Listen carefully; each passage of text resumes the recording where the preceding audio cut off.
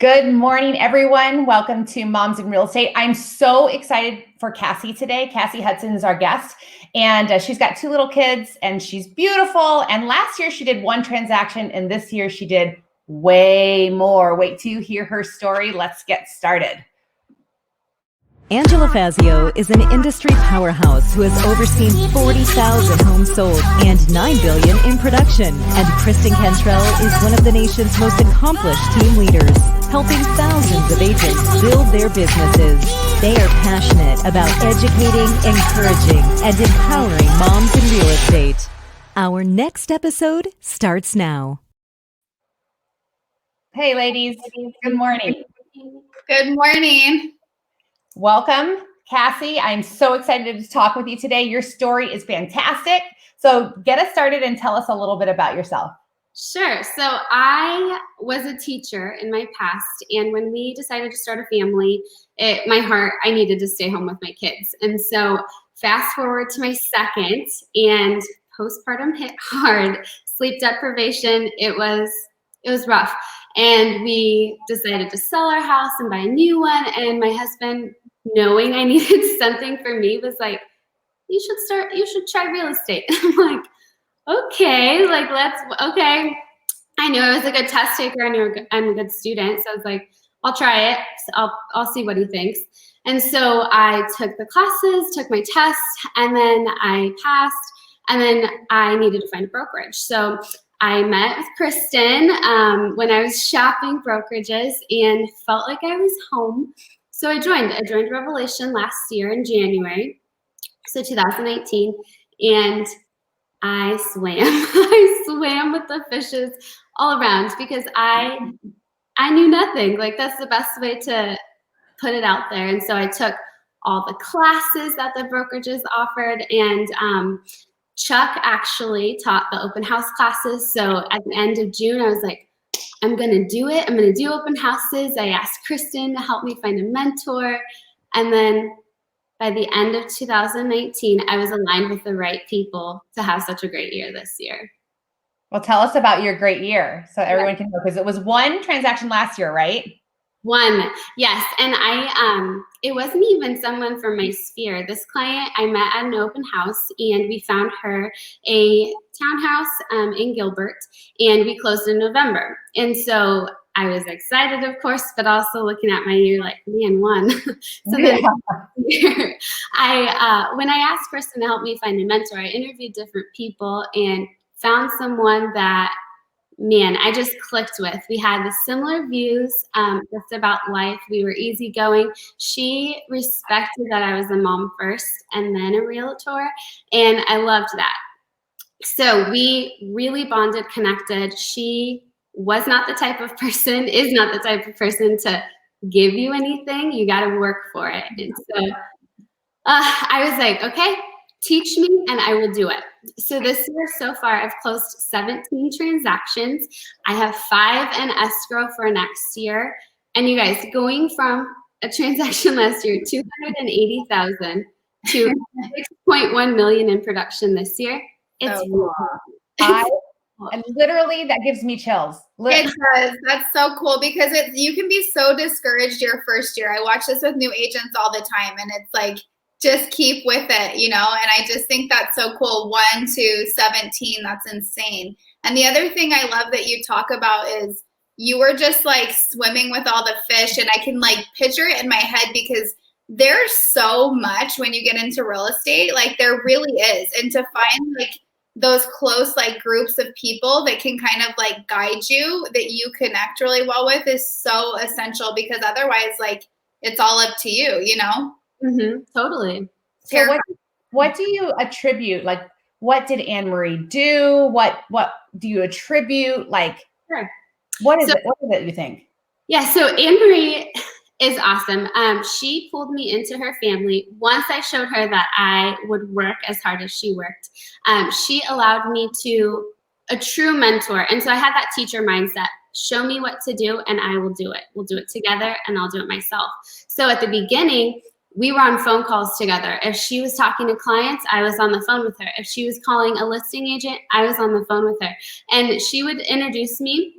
Sometimes she would allow me to do the talking for her clients, which is really cool because those conversations and that verbiage, you don't know until you are actually in those transactions.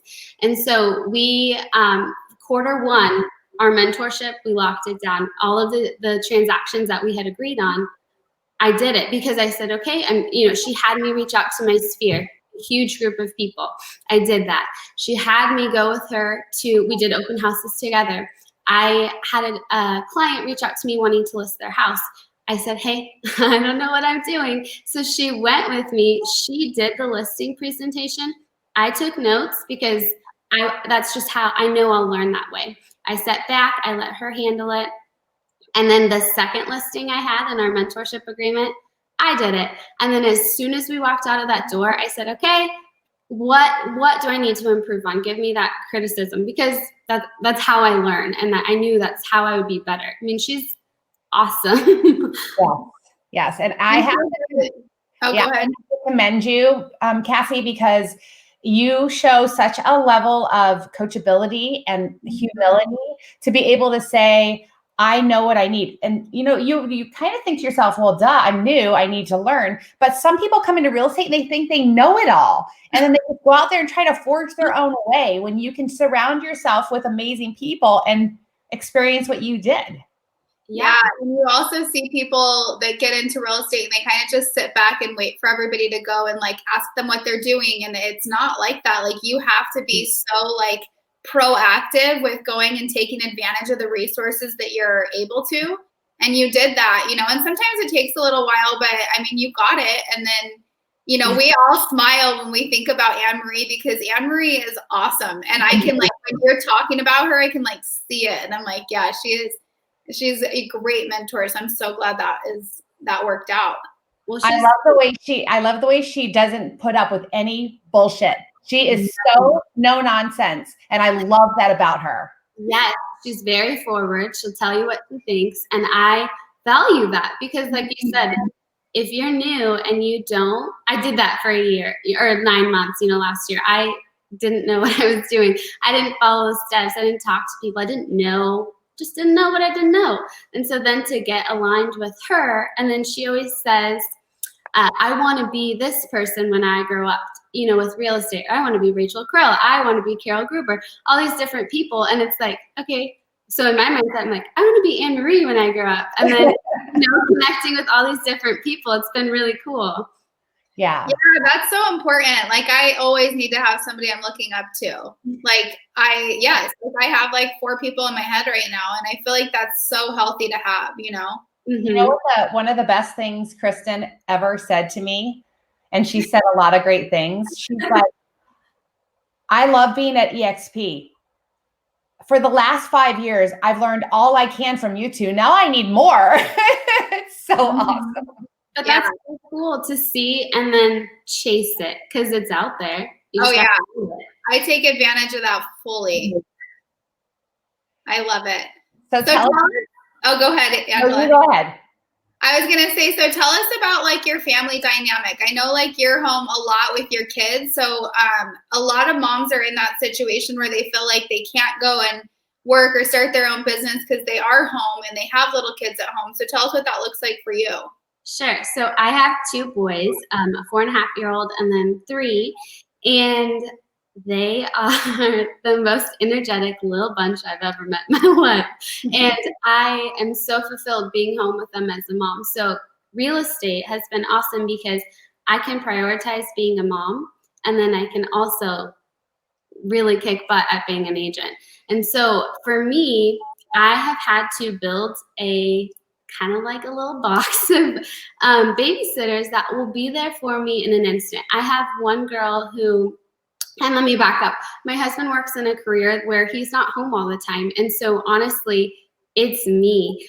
When I have clients reaching out to me, like wanting to see houses in a couple hours or making appointments for the weekend, it's me. It's my responsibility to make sure my kids are in good hands. And of course, I want it to be home. So it's important to me to find those people that will mirror the type of things that I do with the boys when I'm gone. They know, they say, oh, mama's going to sell houses. And I include them as much as possible. So like listings, if we need to go put signs out or lock boxes, they love it. When we are putting together gift baskets for my clients at the end, they go with me. We go to Studio 223. We find all of our items. They help me. They love, love, love to bring those gifts to the clients at the end. And so I often tell people it's totally a family business for me because I have to include my kids. And it's really a non-negotiable if you're my client. Sometimes they're going to be there. But I really work to utilize those babysitters that I have. One, her mom's a lender, so she's in the business. She gets it. If I need someone in 30 minutes, she will be here in 30 minutes. I have some others that for like longer appointments on the weekends can be here all day long with the kids. And so it really, being a mom and starting your business, a young mom, I should say, with young kiddos is not for the weak. It is late nights, early mornings, no sleep, a lot of hustle. But I wouldn't change it. I'm here with my kids, and then I'm building a business for me and for our future. So it's really cool. Hard work, but really cool. So I have two unrelated questions. Yes. One just popped in my head. What you had to have with one transaction and then 17, right? That's such a big difference. Tell me one like thing you did with the money that you are like so excited about. Well, okay. So remember flashback, I said that we decided to sell our house and then buy a new one right before I started real estate. So we knew we wanted to be in our next house long term, and we wanted to find something that had the bones, the foundation to it. So we found a house, perfect area, needed a lot of work. It was really, really cool with my commissions this year to start clearing apart the inside. Like this behind me used to be like one of those 90s buildings, and I literally tore that out with the shiplap. Like I took the money I earned and then sweat equity, we put it back into my house. So that is really fun. I love projects, so that's been awesome. That is so fulfilling because you think, like, I know that that's one of my favorite stories about the beginning of my husband and my success in real estate is we wanted to do a whole remodel. And I thought it was going to take like a year and a half or something like that to get enough money. And we did it in like 4 or 5 months. And it felt awesome. It's so great. And like, there's still things that, because, you know, too, going from 1 to 17, you're like, man, should I really do all of this at once? Probably not. And so there's still things that we need to update and change and make it. But I mean, it wouldn't be possible if I didn't put the hustle in this year. I mean, it just wouldn't. It wasn't going to. It's so true. Okay, so I have one thing you said that I kind of wanted to touch upon. Like, let's say somebody is at home and little kids at home and they're starting their real estate business and they can't afford a babysitter. Were you ever in that spot where you couldn't have somebody come over and help? Yeah, I mean, you are asking them like if they're available. Sometimes they're not available. Yeah. So have my kids come with me? Yeah. Is it something that I love or recommend? No. But in those situations, you have to do what you have to do. One morning, I remember a client wanted to sign at 7 a.m. at title. He needed to do it early. And thank goodness I had built such a great connection with the title company and the escrow officers, because I called her the night before and I'm like, I have to bring my kids with me. They'll have snacks, they'll have their tablets, and that's another thing. Tablets have been life-saving with phone calls. Yes. And I mean, we are not like a sit in front of the screen all day type of family, but when I need to make a phone call, they're 4 and 3 now. It's like, they're not going to be quiet. So, you know, I called the escrow officer. I'm like, I have to bring them with me. So I get there the next morning, 6:45. She has little snacks for them, cups of tea. She had them all cozy. I mean, and they went, they sat, they listened, they were respectful, and we got my client signing. I've had to bring them with me to showings. And the nice thing about showings is I'm really big on showing my kids how hard I work. So it's like, hey, help me find the lockbox. Where's the lockbox? They find it. Help me read the letters on the sign, on the listing sign. They'll read the letters, look at the numbers. So it's like a learning piece too. but it's also, again, teaching respect, teaching manners, teaching behaviors with other people that they don't know. So babysitters aren't always there. You have to do what you have to do. Yeah, at the beginning, I could not afford a babysitter. So David, who's now 21, I can't even believe it. He went everywhere with me. He was 1, and he was not always good. No. He has thrown some major tantrums. Oh my gosh. Well, I was just thinking, like, 3 and 4, and let's even go to like 2 and 3, how old they were, got 2 boys. Like, oh my gosh, yeah.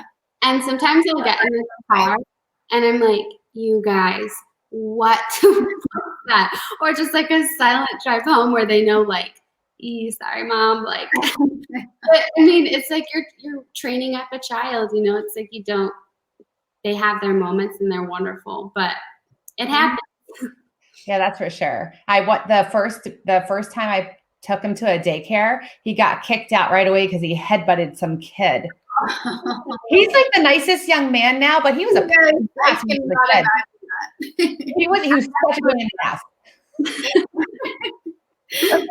When you have a kid at home that is a little shit, they have, they might grow up to be amazing like David. Like, that's right. There's hope. There's hope.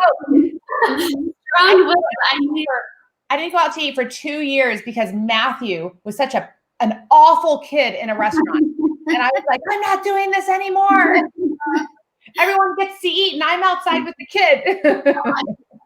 And that's like something too to speak to with the pandemic this year. It's like I had the kids trained for stores, like behaviors for restaurants, all of it. And then March hits and we can't do anything. And so there was like those moments where they hadn't been out or around other adults. So then when they see people, they're like, oh my gosh, and it just stinks for them too, because you're having to like retrain them back up, but also let them be so excited to see a person again. Yeah, for sure. What a weird time we live in. Well, I will tell you that I love your example of a hustle, because I've always been this way, but even more so now, I am just disgusted by weenies who make excuses, who don't think that they can do something because they have kids or whatever their excuse is.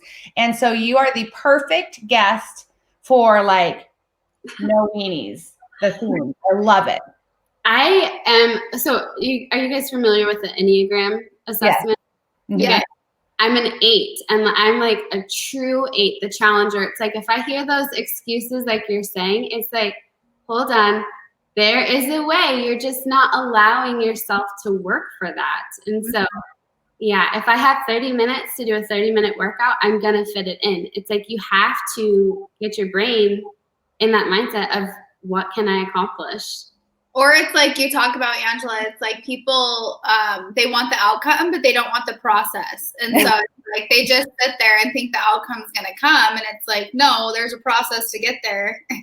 Like, I remind myself, I have lots of self-talk when I'm like, I don't feel like doing this. I go, yes, I do. You know why I feel like doing this? Because I want what's at the other side of it. That's what I want. So I do feel like doing this, even if I can't get it to agree with my head. Something, Angela, when you said I want what's on the other side, so back when you guys decided to take Revelation to EXP, we had that choice as agents to go with you guys or go our own way. And in that time, that was so crucial for me, because I was already starting to see the fruits of aligning yourself with powerful people. I was not the smartest person in the room. I was absolutely the dumbest person in the room when you talk about real estate. But I knew if I trusted, I would see what's on the other side. And so I went, and now, like, you think of who I aligned myself back then with, now it's even bigger. You have to think like, okay, I'm going to take the chance. So. Well said. Oh my gosh, I love you. Well said. I have no idea how important that is. It is beyond, everybody should make it their first priority to love the Lord Jesus Christ, and then go find people who will positively affect you in the way you want to be affected. Right. No, I so agree. Well, thank you so much. I know for a fact there are going to be people watching you saying, I want to grow up. When I grow up, I want to be Cassie Hudson. Yes, I love that. I still have so much to learn. Like I'm at that weird stage of, okay, I can start helping newer agents come in too and show them the ropes. But it's like, hold on, I also really have these cool people that can teach you way more than I know. And so being humble is a huge thing in this industry. It's like there's so much business to go around, and you can absolutely learn something from everyone. Well, if Anne Marie's watching right now, she is a proud mama. That is for sure. That is for sure. I can't thank you enough for taking the time to share like your experience with us and to be really transparent about everything that's going on that you talked about today. I'm really grateful. Oh, thank you so much. It really did mean so much to me when you guys reached out and asked. I'm like, wait, a year ago I was a nobody. And so it's like aligning yourself with people and trusting and connecting. It's just, I appreciate you guys so, so much. Oh my gosh, we appreciate you. Same, for sure. Well, don't go. I'm going to get off the broadcast. Thank you guys for watching, but don't hop off. Thank you guys for watching, and stay tuned next week. We have another amazing guest. Thanks for watching. Bye.